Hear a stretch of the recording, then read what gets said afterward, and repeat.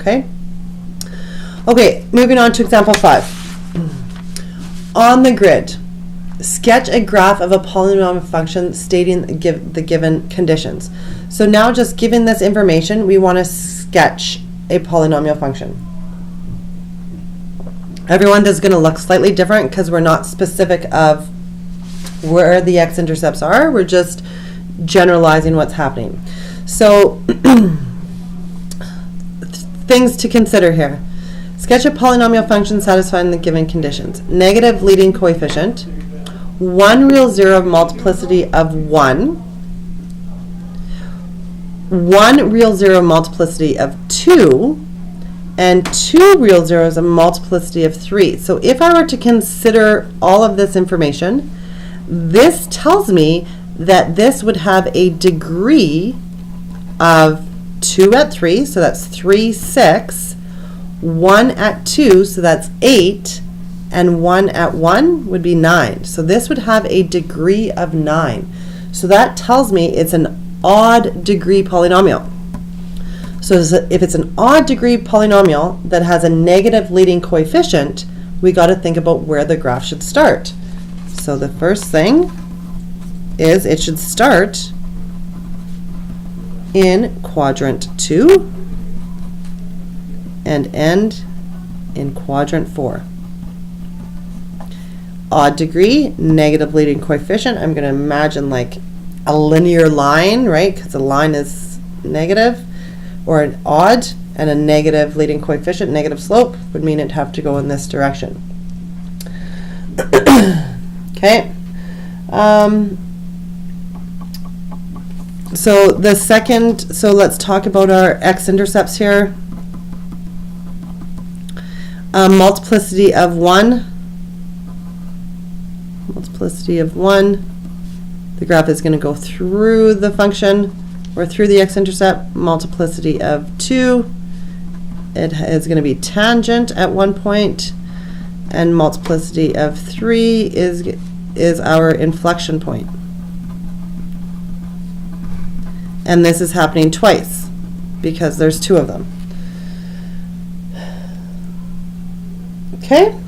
All right, so now we're kind of ready to sketch this. So now I'm going to just highlight all my x-intercepts. So I have 1, 2, 3, 4 x-intercepts. I'm just going to put them here, and I'm going to put them, just work in this order.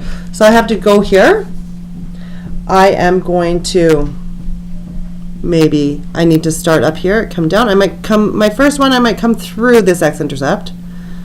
My next one I might, maybe this one would be an inflection point. So that takes care of that.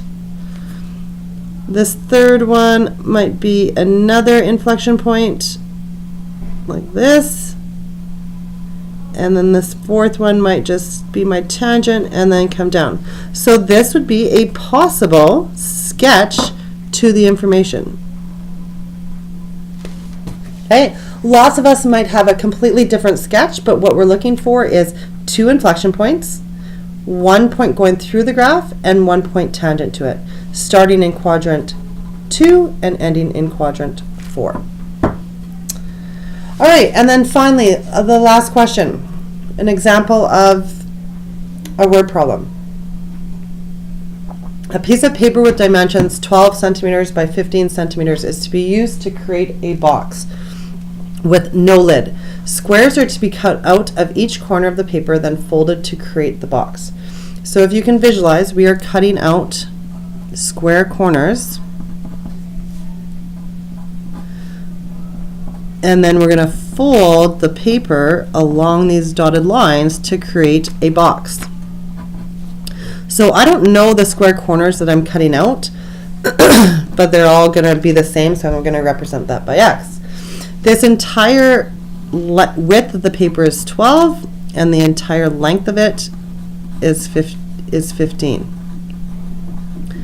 So we want to write an equation that represents the volume of the box, so not the volume of the paper, because as soon as I fold this, it is now going to become 3-dimensional instead of 2-dimensional.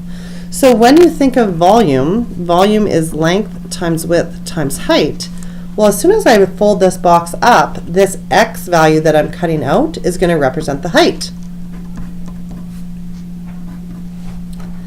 The width of the box is going to start off with 12 centimeters, and I have to subtract an x from both ends. And I'm going to be doing the same on my length. Okay.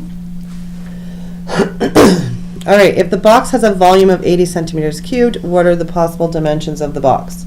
So we're going to substitute 80 into our polynomial function.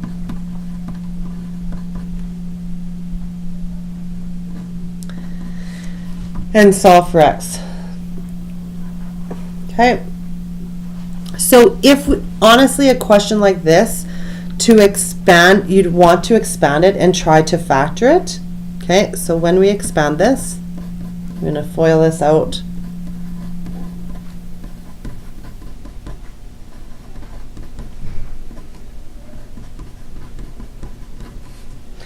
Expand x through,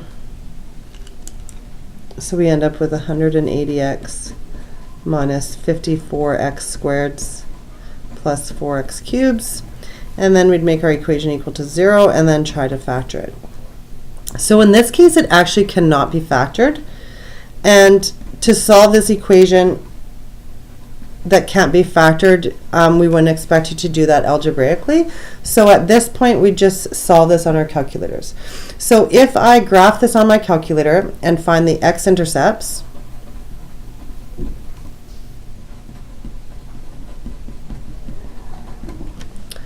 I get x values of 0.52, 4.52, and 8.46. So thinking about my box and this representing the square value that I'm cutting out, I would have to discard this value because there's no way I can cut an 8 centimeter square out of both ends working only with 12 centimeters or even 15 centimeters. So I'm going to discard this answer. I, however, can cut out a square box with a 4.5 centimeter height or a 0.5 centimeter height. This would create two different size boxes, but essentially would be the same. So the possible dimensions would be 0.52. If I substituted this value back into my length and width dimensions, would be 0.52 by 10.96 by 13.96, or if I substituted this value in, 4.52 by 2.96 by 5.96 centimeters. Okay. And that is graphs and polynomial functions.